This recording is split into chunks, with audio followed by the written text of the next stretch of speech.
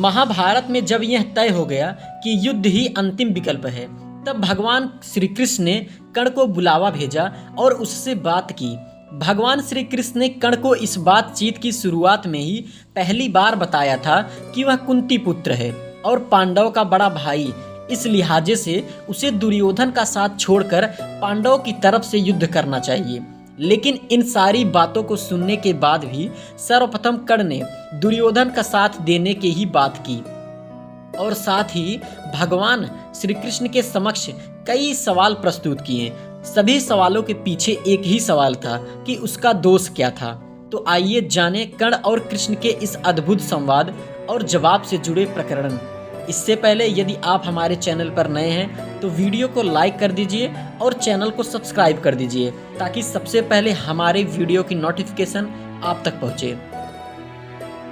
कर्ण के सवाल भगवान श्री कृष्ण ने कर्ण कहता है कि जन्म होते ही मेरी माँ ने मुझे त्याग दिया, क्या अवैध संतान होना मेरा दोष था?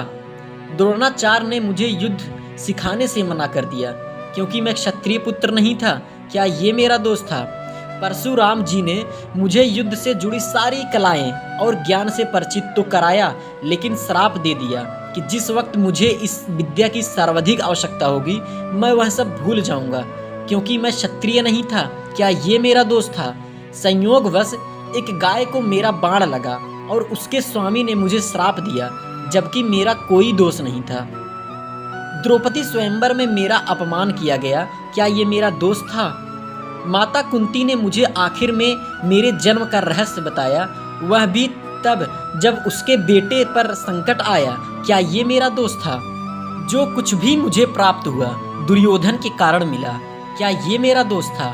तो अगर मैं दुर्योधन की तरफ से न लड़ूं तो मैं गलत कहाँ हूँ? तब श्री कृष्ण ने कर्ण को जवाब दिया और कहा कि कर्ण, दोष कहाँ है?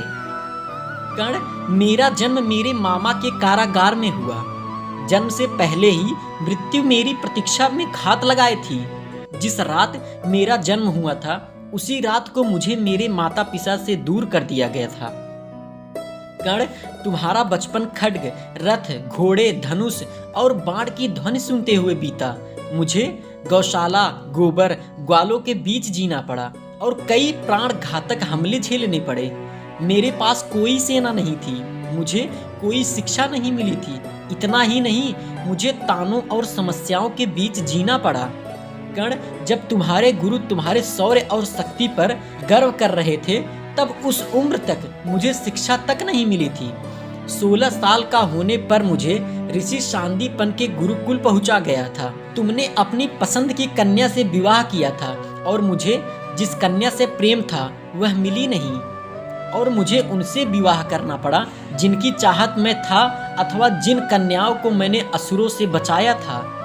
मेरे पूरे समाज को यमुना के किनारे से जरासंध के भय से हटना पड़ा और दूर समुद्र के किनारे बसना पड़ा। रण से पलायन के कारण मुझे रणछोड़ भी कहा जाता है। यदि दुर्योधन युद्ध जीतता है तो तुम्हें बहुत श्रेय मिलेगा, लेकिन सोचो धर्मराज अगर जीतता है तो मुझे क्या मिलेगा? मुझे केवल युद्ध और युद्ध से पैदा हुई समस्याओं के दोष को ठहराया जाएगा। एक बात का स्मरण रहे कर्ण, हर किसी को जिंदगी चुनौतियां देती है, जिंदगी किसी के साथ न्याय नहीं करती। दुर्योधन ने अन्याय का सामना किया है तो युधिष्ठिर ने भी अन्याय भुगता है, लेकिन सत्य धर्म क्या है यह तुम जानते हो कर्ण। भले ही आपको जीवन में वह सब कुछ न मिले जो आप हकदार हो या आपके अत्यंत अपमान की जिंदगी जी रहे हो, लेकिन आपको इस बात की छूट नहीं कि इन सब चीज़ों को न मिलने से आप अधर्म की राह पर चल पड़ेंगे।